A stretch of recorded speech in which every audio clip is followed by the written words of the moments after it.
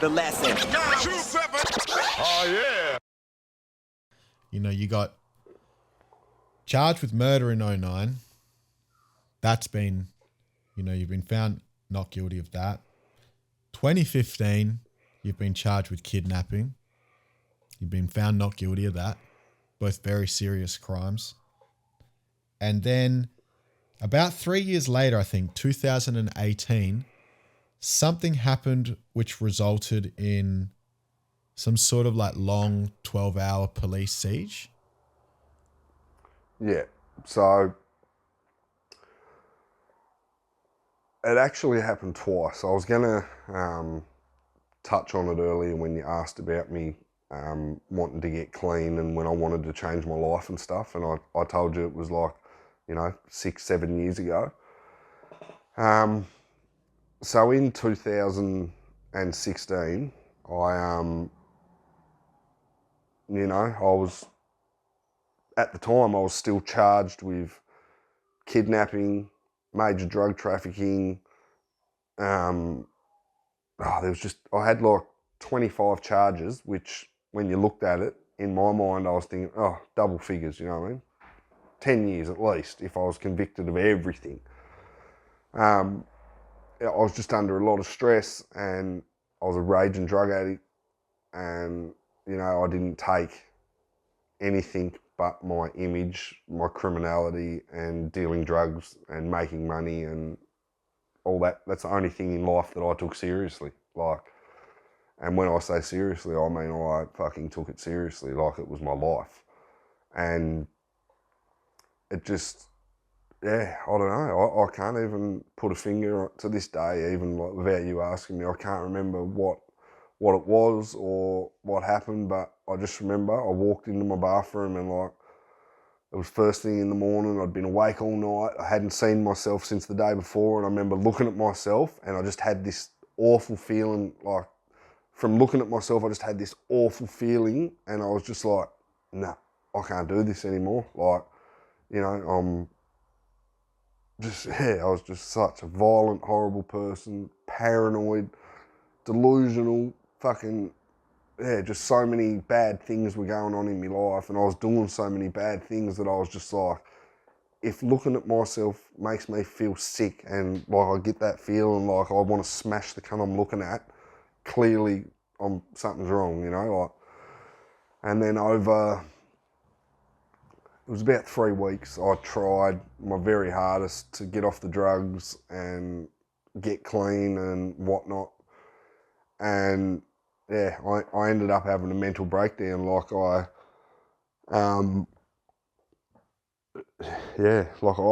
everything, I was trying to get into rehabs. I was leaving town and going away and staying places for a couple of days, to get it out of my system, to get clean. But then I'd come back and I'd be back in that same environment, surrounded by the same people. Circumstances hadn't changed and there was no new faces, new support or new avenues to try and follow. I was just trapped in a life that I had created for myself. It was the life I wanted. My whole life, I created it for myself. And by the time I wanted to get out of it, it was too late. I was such a bad drug addict and my mental health was at such, a risky point that without drugs and without proper counselling and without intensive therapy and treatment and proper prescribed medication and all the rest of it, I was just a ticking time bomb, to be honest. I don't know. I went to sleep one day, man, after that day, I looked in the mirror and it was about 3 weeks later, trying to get clean, trying to do this, trying to do that. And in my own mind, I'd convinced myself that, the best thing for my 5-year-old daughter, the best thing for me, the best thing for everyone, the whole world, was for me just to fucking take my own life so that I couldn't, cause any more harm, suffering and make anyone's life any worse than I already had. And I poured 30, I think it was 30 or a 40 litre, one of those massive big tins of cooking oil all throughout my house. And then obviously, you know, cooking oil doesn't just ignite on its own, so I've got a little bit of petrol and just enough petrol in the right places to ignite the oil, and yeah, set fire to the house, and tried to hang myself after I'd set fire to the house. But yeah, I'd never actually remained inside a burning house before to know what it was like, so I didn't have enough time, obviously, to sort out hanging myself, so I had to get out of the house because I was going to suffocate on it. And long story short, I actually set fire to the house while it was surrounded by police. Like, that was, there was a shop right next door to my house, and like I'd been having a meltdown since I woke up, like just smashing windows out of the house, smashing everything. Like I was just, and the house was surrounded by police when I actually set fire to it. And yeah, I ended up having to get out of the house because I nearly suffocated. But yeah, when I got out of the house, obviously, you know, like there was guns drawn on me and whatnot, and I was demanded to lay on the ground, and I was just like, nah, like this isn't happening. Like I can't believe this. Like I can't, you know, I wasn't going back to prison just to come back out and do it all over again. In my head, I was just like, nah, I can't. I just need to die. Like what's going on here? Like, and yeah, I ended up like walking around the side of the house and then just climbed straight up, like because the house is fully ablaze at this point. And I literally just climbed straight up the side gate and just walked back onto the roof of the house and was just casually jumping up and down on it, like trying to find where it was gonna, you know, collapse or whatever.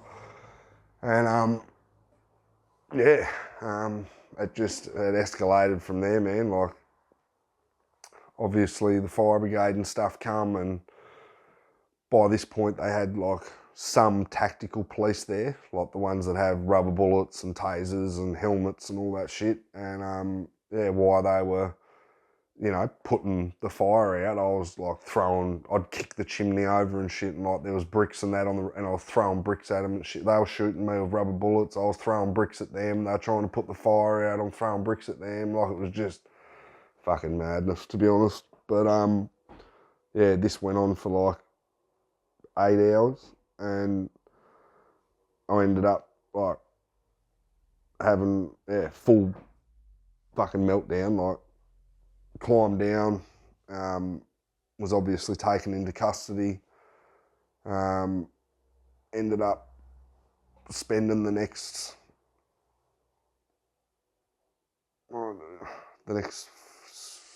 13 or 14 months in prison. Just the whole time I was working on my mental health. I was speaking to sexual assault support counsellors.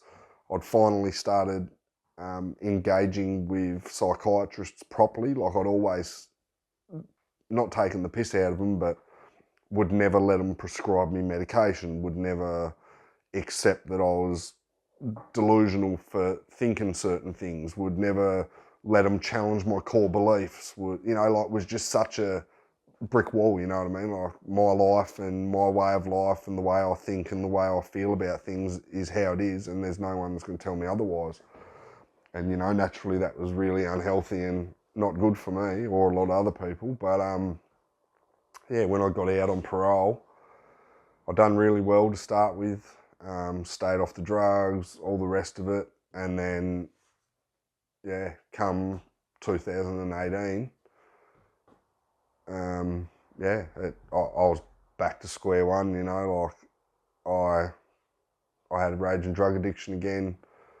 I was back doing all the things that I didn't want to be doing, and, you know, I wasn't allowed to see my daughter, which made it really hard for me, like, because that's sort of what happened the first time as well, like with the first siege. And then it just, you know, it just gets overwhelming once you start tallying everything up that's going wrong in your life and what's going right in it. It just got too much for me again. And, you know, out of stupidity, I, had a meltdown at home, poured like 40 litres of petrol throughout the whole house, like, and then in my head, I was telling myself, call the police, tell them there's a domestic violence, just because this is what actually happened. In my head though, I'm telling myself I'm going to call the police, they're going to come, to a domestic disturbance. I'm going to attack them. They're going to shoot me, and then I'm going to walk back inside and set fire to the house. That's what I had in my mind, right? And yeah, long story short, I've called them. They asked who it was. I told them who it was. And then, yeah, told them there was a domestic disturbance and they had to get here immediately. Someone was going to get hurt. That was just to get them there straight away, you know. And yeah, when they got there, it was an officer that I actually knew and had known for quite a long time. And yeah, it just, you know, I wouldn't say he softened me up, but he wouldn't pull his gun out for one, which was making me extremely uncomfortable because I had a pair of scissors in my hand and I was literally like from here to the camera away, so not very far, and like I just didn't feel confident in him being able to shoot me if I actually tried to attack him, if that makes sense, because I actually didn't want to hurt anyone. I was just suicidal and fucked in the head at the time. And yeah, long story short, I ended up like trying to convince him that he needed to take his gun out in order for me to fucking, you know, come forward, because I didn't think he'd be able to, you know, if I actually did try and go for him, I didn't think he'd get his gun out in time. And yeah, basically he just pleaded with me not to, you know, think about your daughter, think about your life, there's no need to do this, fucking, and I ended up just going back inside, barricading myself inside, and yeah, the next time I pretty much looked out the window, it was surrounded by full tactical police, and yeah, they had a negotiator just like last time, and yeah, naturally they wanted me to just hand myself over, but yeah, I was in such a bad way. It was just like deja vu from the first time. Like all I kept thinking in my head was, I've been through this 100 times in my life. Like the police come, they lock me up, I go to prison, I come out with a drug addict, with a drug habit. I come back out, become a drug addict, I become a fucking violent, psychotic criminal that you can't fucking deal with, you can't approach, you can't even socialise with me because I'm so paranoid and on edge that I make everyone around me paranoid and on edge, you know what I mean? Like, I'm one of those sort of people. Like, so many bad things go on when I was living that life that I could have 3 days sleep and then I'd still wake up and be paranoid, you know what I mean? Even before I got back on the drugs, it was just because I always thought the cops were coming for me. I always thought this person or that person knew that we'd done this or that, or, you know, it was just fucked. And long story short, I ended up setting fire to myself in the house. Yeah, poured petrol on myself and set fire to myself. Just for anyone listening, stop, drop and roll doesn't work as good as you'd think, especially when you got petrol on you. But yeah. How did you manage to put yourself out if you lit yourself on fire? Well, the shower, to be honest. Stop, drop and roll doesn't work. And when you say you lit yourself on fire, as in you lit like an arm, a leg, or you poured it all over your head and then just like lit your whole self on fire? So I had like a jug, like a kitchen jug full of petrol. And while I was arguing with the negotiator through the window, he was like, you know, he was taking the piss out of me, but at the same time trying to get me out, if you know what I mean. Like I didn't, yeah, obviously I was drug fucked. I don't know what their real intentions would have been to get me to come out, you know, peacefully without any drama. But I thought he was taking the piss out of me and trying to like roll me up. And I ended up just, I said something along the lines of, keep going and I'll fucking set myself on fire. And I swear I heard one of them chuckle. And I thought, these cunts think I'm joking. So I've just gone like just threw it all over myself, like from there down, and just gone boom. And it just fucking, yeah, like, I've never seen anyone on fire before, but fucking hell, it's not a nice experience, let me tell you. Fucking hell. And then so as soon as you've done that, you obviously realise, shit, I've just fucked up. So then you try to like stop, drop and roll. You realise that's not happening. So then while you're on fire, you run yourself into the shower.